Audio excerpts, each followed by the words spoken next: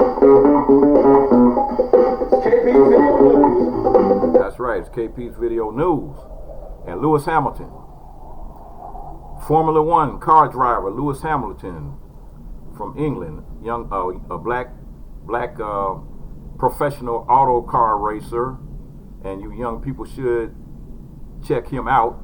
I mean, he's somebody that you can definitely say is a role model. Lewis Hamilton, completely overcome with rage, as he says black people should not have to feel as if they were born guilty.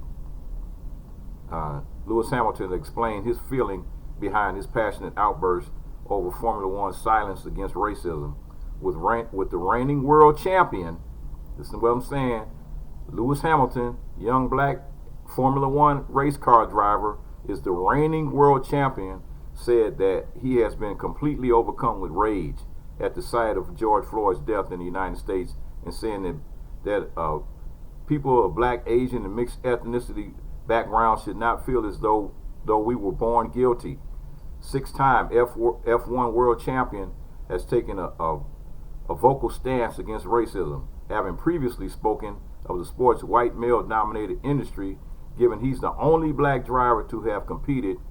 And this week, he has brought in his outrage over racial inequality following the disturbing death of African-American Floyd. The 46-year-old was arrested by policemen in Minneapolis, with the video showing the police officer pressing his knee into his neck for more than 8 minutes.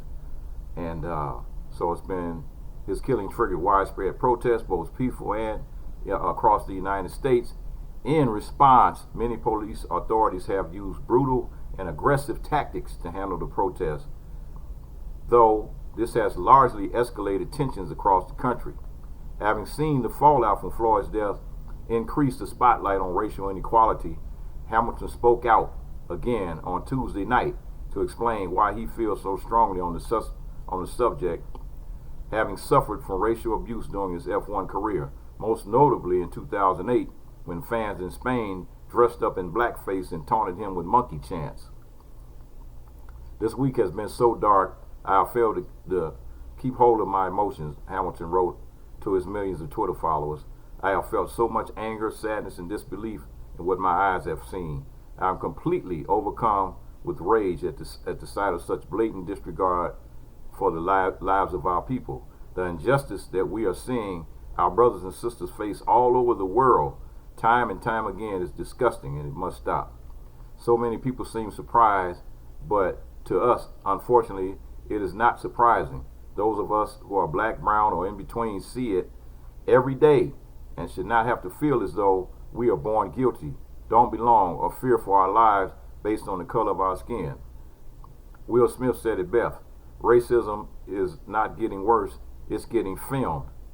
Only now that the world is so well equipped with cameras has the issue been able to come to light in such a big way. It is only when there are riots and screams for justice that the powers that be can cave in and do something. But by then, it's far too late and not enough has been done.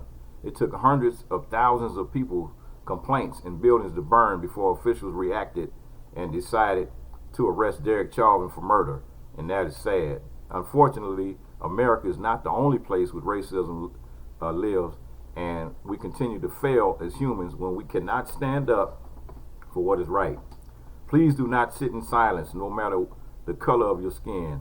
Black Lives Matter. And on Sunday night, Hamilton called out for the rest of the F1 grid and the sport itself for remaining silent on Floyd's death, which prompted a number of drivers to show their support for Black Lives Matter movement. F1 finally broke its silence on the issue Tuesday night, with the official Twitter account posting a message that read, "We stand with you and all people in the fight against racism. It's an evil that no sport or society is truly immune from.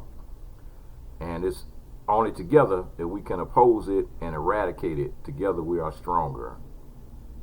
And having said that and having read that, this right here is what's going on, and what was discovered in Seattle, Washington, and I got two stories for Washington, and I'm going to do this one first because it had something to do with the protesters and what Hamilton just got through saying. He said, this is what the police said. The Washington State Patrol said, don't kill them, but hit them hard. And the Washington State Patrol apologizes for the officer's words. However, that's after the fact. Washington State Patrol has apologized after an officer was captured on video on June 2nd telling his police colleagues, don't kill them, but hit them hard during protests in Seattle over the death of George Floyd and wider police violence in the country. In a statement to local media, the WSP said it was aware of the video. It was aware of the video and apologizes for the poor choice of words by one of their team leaders preparing his troopers for a possibly confrontational situation. The Seattle Times reported that WSP spokesman Chris Loftus said the officers were getting ready to conduct a push technique designed to actively force aggressive, non-compliant, and threatening protesters away from a designated area. In the video shot on East Pine Street, the officer wearing full riot gear is seen walking past his colleagues, repeatedly telling them, don't kill them, but hit them hard. Crystal Marks, the woman who captured the footage, said the incident left her shaking. Protests in Seattle continued for a fifth day on June 5th, with demonstrators throwing bottles at police officers shortly before midnight, according to local news. Police responded by firing tear gas and basically attacking the crowd. And here's another case, folks. This is another case, and I'm gonna do a quick one on this one, and I'm gonna come back. Another man who said I can't breathe has died in custody. I'm gonna do a whole story on that one. I'm gonna do a whole story on that one because I have to do a whole story on that one. And so we got an organization to hold Trump and Congress accountable for the black Americans who died from COVID-19. And so therefore, here's what's going on. Triangle ADOS, in collaboration with ADOS CT, ADOS NE, Twin Cities ADOS, Rocky Mountain ADOS, and Friends of ADOS TV have sponsored and co-sponsored a petition for COVID-19 relief specific for ADOS. The proposal submitted by concerned black American citizens on May 4th calls for the immediate release of $2.4 trillion in stimulus funding to provide $6,000 per month, a 60% housing incentive, and federal employees' health insurance to black Americans who have suffered the highest disparities in death.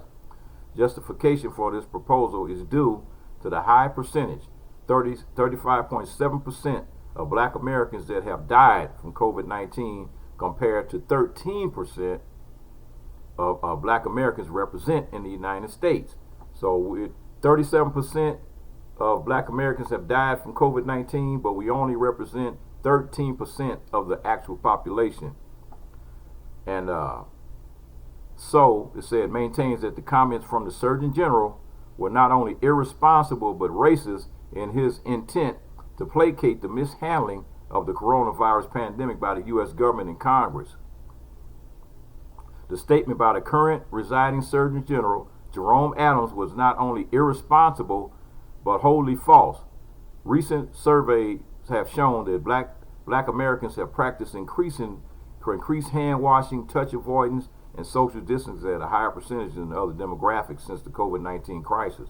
We have reason to believe that disparities of the COVID-19 deaths among black Americans due to the overrepresentation in service-related jobs, now termed essential work and environmental racism, says Dr. Latoya Gibson, spokesperson for Triangle ADOS, and a hotline to report medical facilities that refuse COVID-19 testing to black Americans and fast-tracking diagnosis in such cases, accurate reporting of all death rates by black Americans due to COVID-19, and accurate reporting of both symptomatic and asymptomatic infection rates among black communities.